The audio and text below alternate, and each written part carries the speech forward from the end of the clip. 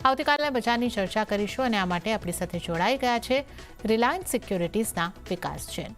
વિકાસજી, સ્વાગત છે આપનું CNBC બજાર પર. Good evening. અને આપણે સતત પાંચમા સેશનમાં વેચવાલીને જ આગળ વધતી જોઈ રહ્યા છે અને હવે આપણે જે રીતે જોઈ રહ્યા છે 23,000ની આસપાસનું ક્લોઝિંગ પર આપણે આવી ગયા છે. 23,071નું નિફ્ટીનું ક્લોઝિંગ 1.32% દબાણ સાથેનું. કઈ રીતે આપ જોઈ રહ્યા છો? આ વેચવાલી આગળ વધતી લાગી રહી છે આપને? કઈ રીતનો આપનો નિફ્ટી ઉપર વ્યૂ?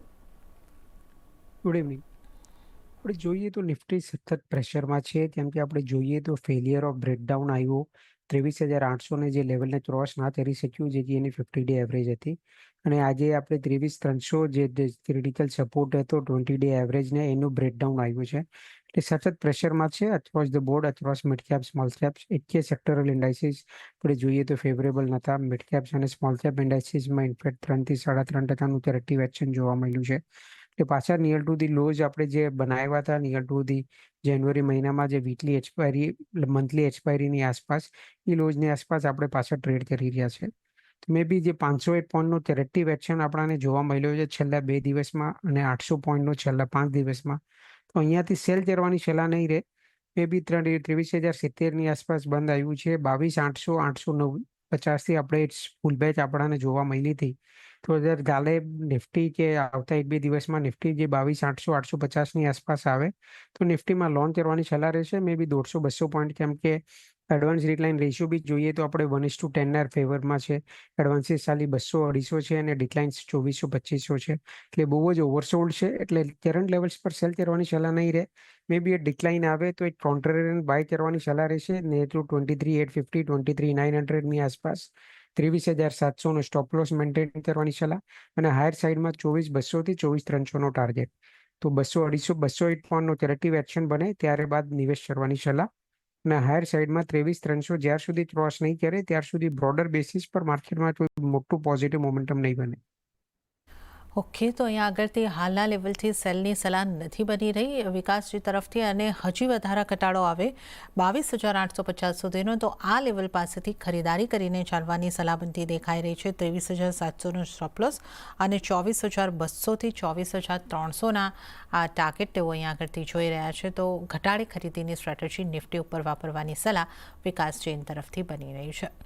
અને ત્યારે જ વિકાસની બેંક નિફ્ટીની પણ જો વાત કરી લઈએ તો બેંક નિફ્ટીમાં પણ આજે આપણને 1.16% જેવો ઘટાડો આવતો જોવા મળ્યો છે અને 49,400ની આસપાસના બેંક નિફ્ટીમાં ક્લોઝિંગ. બેંક નિફ્ટી ઉપર તમે શું સલાહ આપશો? જોઈએ તો bank Nifty compare to the broader માર્કેટ્સમાં થોડું કમ ઘટ્યું છે, જેમ કે પ્રાઇવેટ બેંક્સ થોડા આઉટપરફોર્મ કરી રહ્યા છે. ઇન્ડસઇન્ડ બેંકમાં આપણે સારી રિકવરી જોઈ. કોટક બેંક ઓલમોસ્ટ 52 વીક હાઈની આસપાસ છે. એટલે બેંક નિફ્ટીમાં ચડાતું જે કરેક્ટિવ એક્શન છે એ થોડું લેસર પેસમાં થયું છે.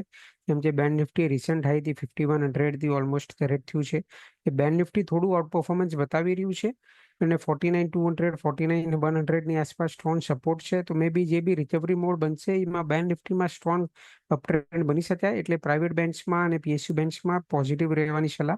ઇન્ટરેસ્ટ રેટ પર્સપેક્ટિવથી બી આપણે જોયું તો શુક્રવારે 25 બેસિસ પોઈન્ટનો કરેક્ટિવ એક્શન બન્યો છે. ઇન્ટરેસ્ટ રેટ પર્સપેક્ટિવમાં ઇનલાઇન વિથ એક્સપેક્ટેશન્સ છે. એટલે કરંટ રેલીથી 49,100, 49,200ની આસપાસ બેંક નિફ્ટી બાય કરવાની સલાહ રહેશે, જેથી હાયર સાઇડમાં 50,000 સુધીનો એક અપમૂવ બની શકે. ઓકે, તો બેંક નિફ્ટીમાં 50,000ના અપમૂવ માટે 49,200ની આસપાસથી આપ ખરીદવાની સલાહ આપી રહ્યા છો. સ્ટોપ લોસ અહીંયા કેટલો ધ્યાને રાખવાનો છે? 48,900, જેથી 20 ડે એવરેજના આસપાસનો હોય તો આપણે સ્ટોપ લોસ મોડરેટ કરવાની સલાહ. ઓકે, 48,900નો સ્ટોપ લોસ બેંક નિફ્ટી માટે. તો એક વખત ફરીથી નિફ્ટી બેંક નિફ્ટીની વિકાસજીની સ્ટ્રેટેજીની ઉપર નશો કરી લઈએ. નિફ્ટી માટે બાય ડિપ્સની સ્ટ્રેટેજીની સલાહ અહીંયા આગળથી બનતી દેખાઈ રહી છે. તો અહીંયા આગળથી જે ખરીદારી કરવાની સલાહ છે 22,850ના લેવલ્સની આસપાસથી, અને ટાર્ગેટ 22,200થી લઈને 22,500 સુધીના બની શકે છે. 22,700નો સ્ટોપ લોસ રાખવાની સલાહ. અને બેંક નિફ્ટીમાં પણ ખરીદારીની સલાહ બની રહી છે 50,000ના ટાર્ગેટ માટે, અને સ્ટોપ લોસ 48,900નો રાખવાની સલાહ બની રહી છે. તો આપણે વિકાસની સ્ટ્રેટેજીની તો ઉપર તો નજર કરી છે. હવે અન્ય નિષ્ણાતો નિફ્ટી માટે કેવી સ્ટ્રેટેજી આપી રહ્યા છે એના ઉપર નજર કરી લઈએ. નજર કરીએ મોનાક નેટવર્થ કેપિટલના અર્પણ શાહની સ્ટ્રેટેજી પર. એમણે નિફ્ટીને સેલ કરીને ચાલવાની સલાહ આપી છે 23,070ની આસપાસ. ટાર્ગેટ 22,850નો તેઓ જોઈ રહ્યા છે. 23,200નો સ્ટોપ લોસ રાખવાની સલાહ મોનાક નેટવર્થ કેપિટલના અર્પણ શાહ તરફથી. ત્યારે જ જોઈએ બુલવેવ રિસર્ચ ફર્મના અમિત પસ્તાગિયાની કઈ રીતની સલાહ છે. એમણે પણ નિફ્ટીને સેલ કરીને ચાલવાની સલાહ આપી છે. 22,970ની આસપાસથી ટાર્ગેટ 22,800નો તેઓ જોઈ રહ્યા છે અને સ્ટોપ લોસ 23,120નો રાખવાની સલાહ અમિત પસ્તાગિયા તરફથી.